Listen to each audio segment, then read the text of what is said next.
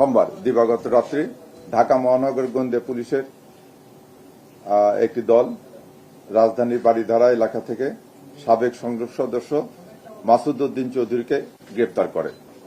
গ্রেপ্তারকৃত মাসুদ উদ্দিন চৌধুরীর বিরুদ্ধে ফেনী জেলায় 6টি, ঢাকা মেট্রোপলিটন এলাকায় 5টি, মোট 11টি মামলার তথ্য এই পর্যন্ত আমরা পেয়েছি। এর মধ্যে ফেনী জেলায় 3টি মামলা বিচারাধীন এবং সেই বিচারাধীন থাকা অবস্থায় উনি পলাতক থাকায় ওনার বিরুদ্ধে আদালত কর্তৃক গ্রেপ্তারি পরোয়ানা ইস্যু করা হয়েছে। ফেনী জেলায় আরও 3টি মামলা এবং ডিএমপির 5টি মামলা সহ মোট 8টি মামলা এখনো তদন্তাধীন। এছাড়াও ওনার বিরুদ্ধে দুর্নীতি দমন কমিশনে এবং সিআইডিতে একাধিক অভিযোগ বর্তমানে তদন্তাধীন রয়েছে। তার বিরুদ্ধে পল্টন, বনানী, কোতোয়ালি, মিরপুর ও হাতিরঝিল থানায় হত্যা চেষ্টা, মানব পাচার প্রতিরোধ আইন ও মানি লন্ডারিং সংক্রান্ত গুরুতর অপরাধের মামলা রয়েছে। প্রাথমিকভাবে তাকে ডিবির তদন্তাধীন পল্টন থানার একটি মামলায় গ্রেপ্তার দেখিয়ে বিজ্ঞ আদালতে প্রেরণ করে 5 দিনের রিমান্ড চাওয়া হচ্ছে। না, তার বিরুদ্ধে তো ওয়ারেন্ট আছে, প্লাস আমার কাছে তো তদন্তাধীন মামলা আছে। আমার মামলা আমার কাছে যে এটা মানব পাচারের মামলা, এটা উনি 3 নম্বর এজাহারভুক্ত আসামি। মোট 101 জন আসামি আছে, তার বিরুদ্ধে তার মধ্যে উনি হচ্ছে 3 নম্বর এজাহারভুক্ত আসামি।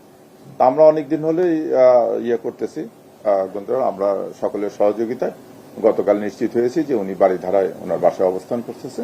সেখান থেকে যে ডিবি টিম, গুলশান এবং ক্যান্টনমেন্ট থানার অন্যান্য টিম সহ আমরা তাকে যে নিয়ে এসেছি।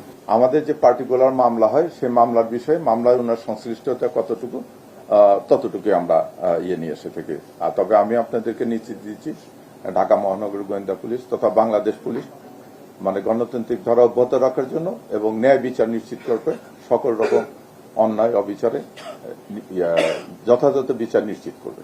এটা আপনি জানেন যে এটা মানি লন্ডারিং মামলা হয়েছে সিআইডিতে, ওনারা দেখতেছে, প্লাস দুদকও এটা নিয়ে একটা অনুসন্ধান চালাচ্ছে।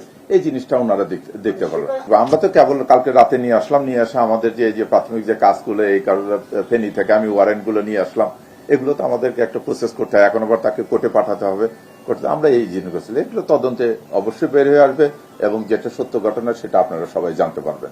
কারণ তদন্ত শেষ হচ্ছে, এখন চার্জশিট দেবে, তখন তো অবশ্যই উল্লেখ করে দেবে, সেটা দুদকই দেখ আর সিআইডি দেখ, উল্লেখ করে দেবে যে তার বিরুদ্ধে অভিযোগগুলো কি কি, কত আর্থিক কেলেঙ্কারি বা দুর্নীতি হয়েছে, এটা তো আপনাদেরকে উল্লেখ করে দেবে। যে বাংলাদেশ পুলিশ একটা পেশাদারী সংগঠন, পেশাদারী অর্গানাইজেশন।